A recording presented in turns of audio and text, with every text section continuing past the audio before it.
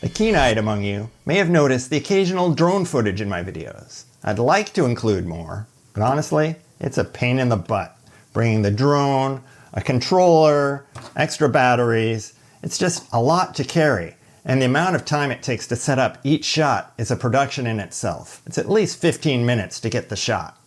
Up until recently, the DJI Mini 3 Pro has been the smallest and most portable option for camera drones. Over the last year, the Hover Air X1 took on the title of the most portable drone. DJI saw the popularity growth of the Hover Air X1 and decided to come out with their own version, the DJI NEO. This little guy is super portable. I can fit it in a jersey pocket, and it's completely autonomous, just like the Hover Air X1. But in addition, I could use a controller to fly it. Not this one though, unfortunately. Apparently you need the latest and greatest version of this controller to fly this drone. And I could also use my phone to fly it. But really its killer feature is the autonomous modes. It has a follow mode, a droney, circle, rocket, spotlight, and direction track. Out of these, follow, spotlight, and maybe direction track I found the most useful. Droney and circle, I played around with some creative ideas and how I could incorporate those into videos, and I think I still have some work to do. I think there's plenty of potential there, but right now the limiting factor is my skill set in timing things out. But out of all of those, follow is by far the most interesting. This little guy, with no obstacle avoidance, is able to go places the DJI Mini 3 Pro and even the Mini 4 can't go. This can navigate super dense forest without any issues. It's really impressive when you see it work. I started out by taking the NEO across this rickety bridge, and turns out the NEO did a better job than I did. It's just barely wider than my bars, and I struggled in a few places. Here the railings caved in and it's actually too narrow for my bars. Super impressive that the NEO made it underneath that tree and then around the next. And then here, I clipped the railing while the NEO made it through this whole gauntlet unscathed. NEO 1, me 0. Next, I took it on a series of downhill switchbacks, and it struggled here with the elevation change, the tight corners, and the thick trees on the inside of the switchbacks. Here I had to go back and pick it up, but once I came back it recognized me and was ready to continue on its way. I slowed down a little for the next switchback, and it managed that just fine. Here you can see I picked up a little passenger that I'm dragging along. I had no idea at the time. Again, this switchback, piece of cake. I found I just had to slow down a little bit and make sure the drone was there when I took the switchback.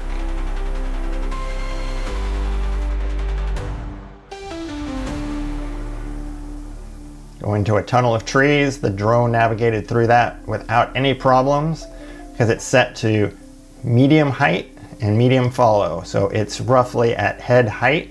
Here you can see it got caught on a branch and was able to recover and then continue on. This section is most impressive to me. The way it's navigating around the trees as if it knows they're there. There's no obstacle avoidance, but somehow it's able to navigate through this maze.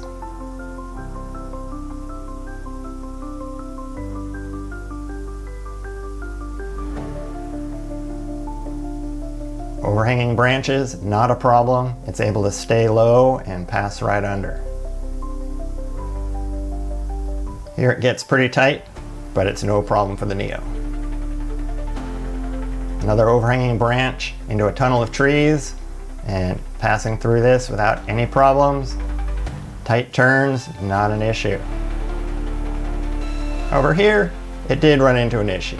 It hit the tree, ricocheted off, but then surprisingly recovered. I stopped, but really, I think I could have kept going because it recovered so quickly. This is thick forest and relatively dark, yet the picture quality is surprisingly good.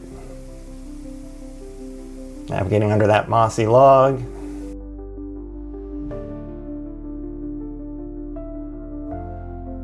This was super impressive how it was able to navigate underneath all this stuff and avoid any collisions. The NEO really tries to follow my path through the maze of trees and not cut corners anywhere.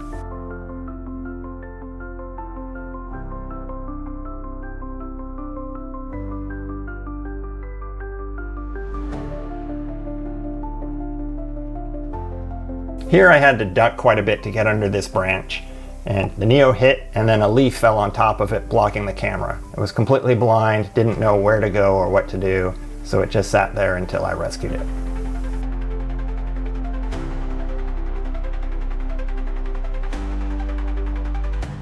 Once again, the Neo passed under that tree without any problem. The margin for error here is quite small, yet the Neo navigated it just fine. This is really where it shines. On a climbing trail, it's able to keep up, don't have to worry about speed. If it were a downhill trail, I would have to manage my speed some to keep the Neo behind me. This little guy is just up for anything. It's so impressive. This section doesn't look it, but it's actually pretty tricky on a bike, but the Neo handled it without any problem. Here we're going into more switchbacks. Again, the Neo is handling these switchbacks better than I am. The Neo did seem to cut corners a little bit, but it was safe to do so, so why not?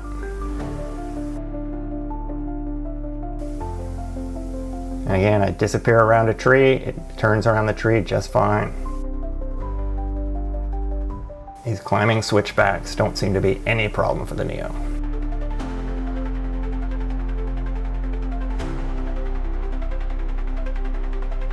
Here it gets caught up behind the tree for a second, regains its composure, catches up, and continues on. Yet another tunnel of trees without any problem. Ooh, did you see that? That low-hanging branch? The Neo hit that, pushed it out of the way, and kept going as if it wasn't there.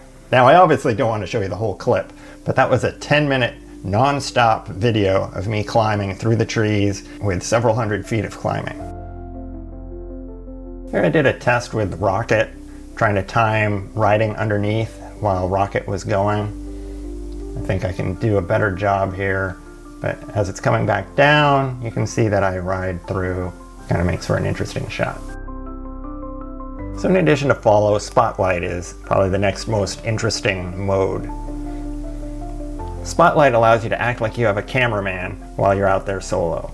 So the Neo will stay in one spot and then pivot following you as you cross the scene. Where Spotlight struggles is with high speed close to the camera.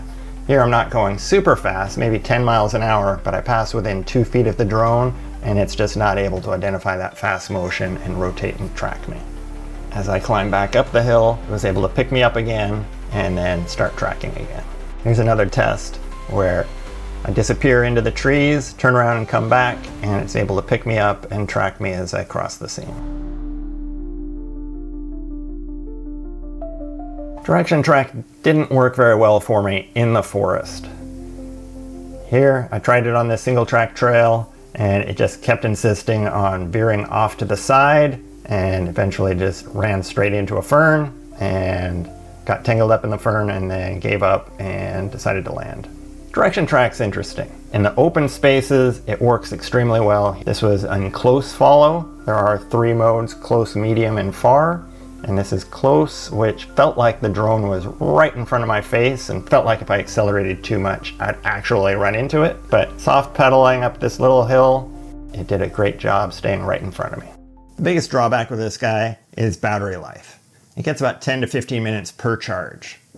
These batteries are tiny, they weigh nothing, and they don't hold a whole lot of charge. But even with the low battery life, this guy is joining me on a lot of rides coming up. I've only been playing around with this for a month or so, and I already love it. I bring it on rides with me all the time, so expect to see lots of fun new drone footage in my upcoming videos. And if you don't want to miss it, be sure to click subscribe and click that little notification icon so you don't miss a second of it.